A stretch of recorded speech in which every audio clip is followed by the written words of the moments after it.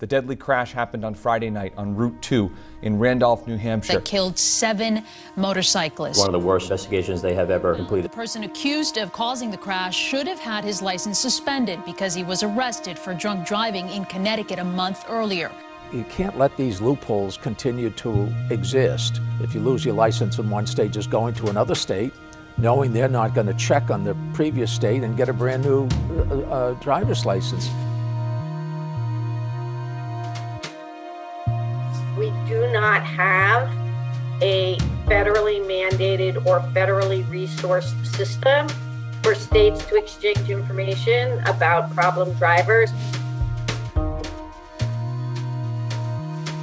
There are people that are still losing their lives out of negligence, really, bureaucratic negligence. Another top official at the registry has been fired in the wake of the registry's record-keeping scandal. There are still some situations in state departments of motor vehicles where information that could readily be shared among states is not being shared, and people will pay a price for that. The vehicle that burned out, the van,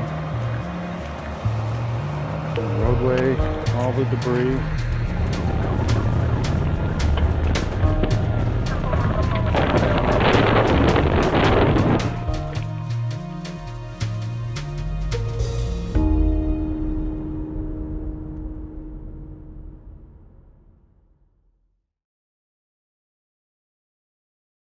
There was no time. Like, we were on this side, the truck just came into the lane and just kept going. It happened really fast. A bunch of people after me got killed, and then there were 6 more after me.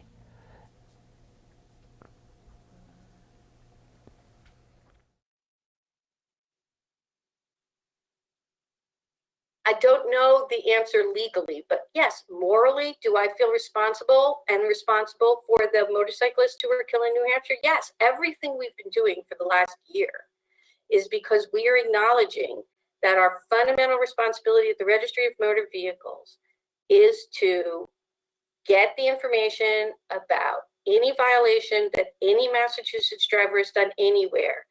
They had the chance to suspend his license and didn't, and which means he should have never been on the road to begin with. If somebody did their job, this wouldn't have happened. Plain and simple.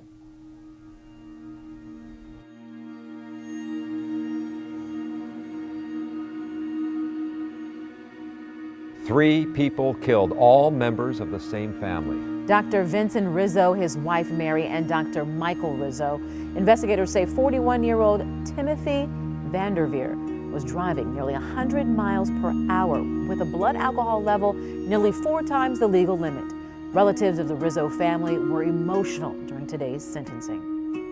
Little by little, if we continue to get sentences like this, it may make a cultural shift in this state.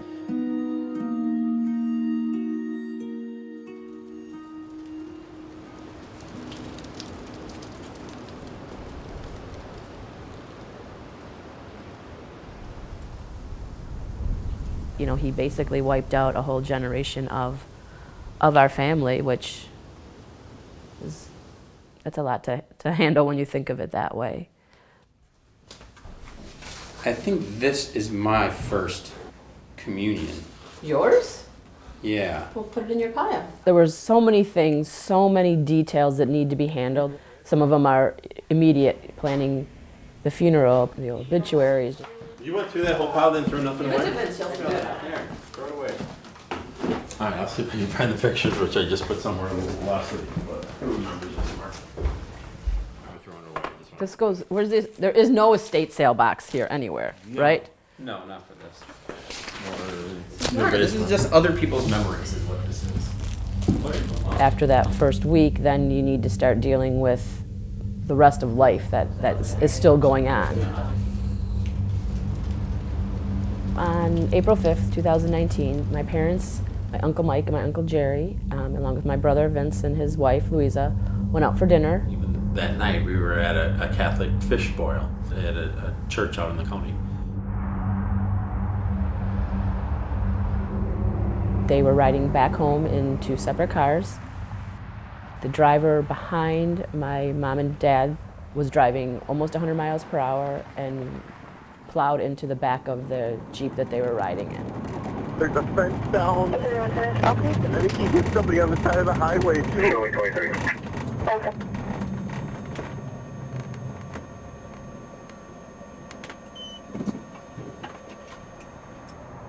My parents and my uncle were killed. My other uncle was injured but survived. And so since then we've been dealing with just the chaos that has become life since then. Timothy Vanderveer was not allowed to have a Wisconsin driver's license, but he did have one in Illinois and renewed it 3 times. Deputies say Vanderveer's blood alcohol level was nearly 4 times the legal limit. Court records show this was his second OWI in Wisconsin. The individual who killed my family, he lived in Illinois. He had spent the afternoon at his brother's house in Wisconsin. Wisconsin had suspended his Illinois license back in 2005. There'd never been a punishment for that because he immediately went back to Illinois and said, I lost my license, and filled out the form and got the new one within a couple days. Wisconsin did notify officially that we know of the Illinois Secretary of State 2 days, 3 days after our accident in April.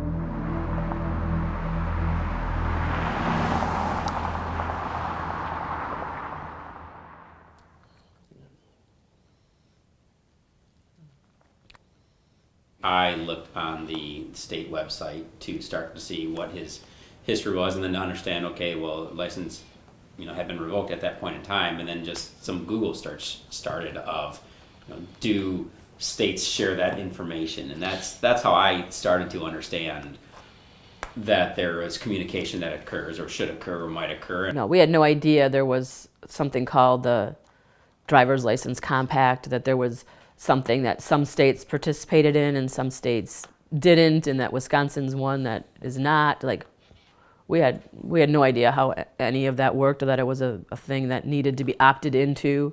So that's when it kind of was like this is really, a problem, and how many other places is this happening? And it sounds like it's happening all over the country.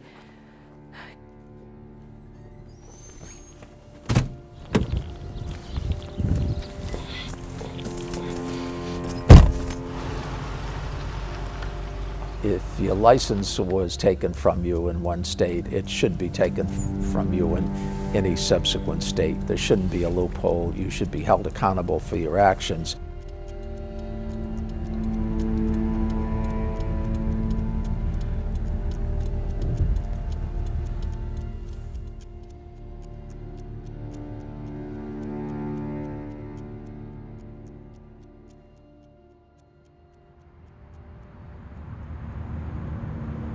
Now, with commercial truck drivers, they are always crossing from one state to another. It's really an interstate operation. If they're consistently driving in such a way that they're a threat to others' safety, then that kind of information has to be shared. I'm sorry, officers, if I did something wrong. You guys know my name. My truck is right there at the pumps. What did you take today, man? Excuse me? What did you take? I didn't take anything.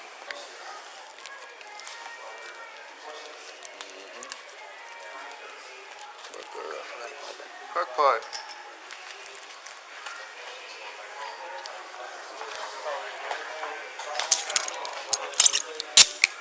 What are you lied to it for?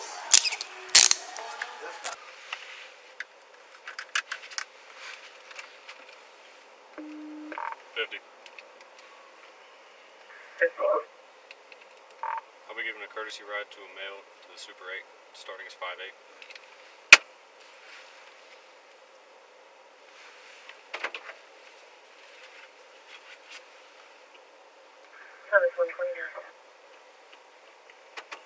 You guys get pretty sweet rides.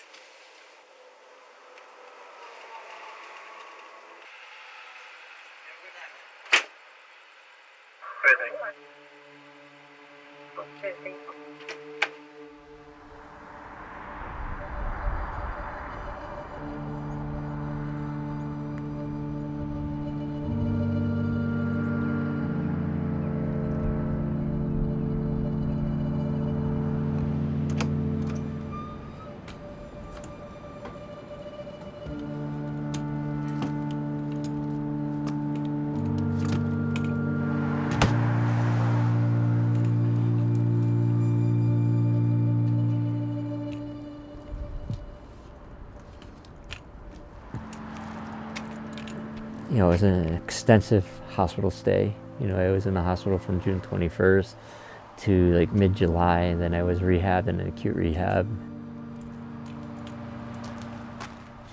I've had 20 surgeries on this leg.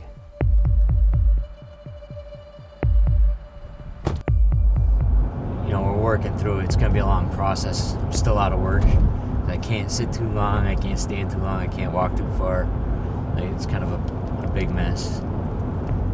I had petitioned the registry through my doctor for a handicap placard so I didn't have to walk very far on crutches. I got a letter from the RMV stating that I needed to pass like a competency exam and my license would be suspended until I do that, and I have 30 days to respond.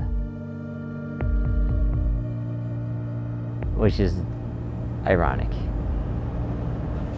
It was disheartening because I'm in a situation because the registry really didn't do their job in the first place. So, you know, once that was rectified, my driving privileges had been reinstated and all that. I'm just gonna put my placard up that I had to fight for. I'm 46 and I have a handicap placard. I can't believe it's crazy.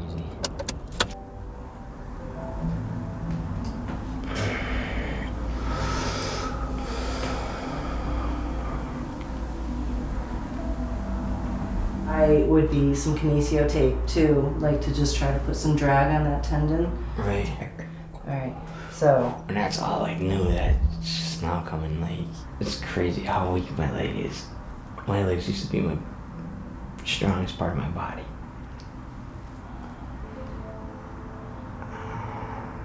Oh, it's wicked sore out back there. There's a lot of hatred there. Both the registry and the kid that was driving. I try to look at it, you know, I want my body to heal, so I look for the positives in the body, and I reach out to my support system. That keeps me more focused on forward progress as opposed to living in the past. We have 5.2 million licensed drivers in Massachusetts. If we don't make sure that every one of those is accurate with respect to everything that they've done anywhere, anytime, we can't exercise our legal authority to take problem drivers off the road. So were we able to exercise that authority properly a year ago, 2 years ago, 5 years ago, 10 years ago? No. What we are working on now is making sure that we always will be, and as soon as possible after the underlying event occurs anywhere in the country, so that we don't have these gaps that riddle the nationwide system. We found what we could find that hadn't been properly processed, and we suspended a lot of people right away. And if someone that we should have suspended earlier did not get suspended, caused another tragedy, then my heart goes out to their family. And yes, it is compounded by our inaction. That is the reason for everything we've been doing for the last year.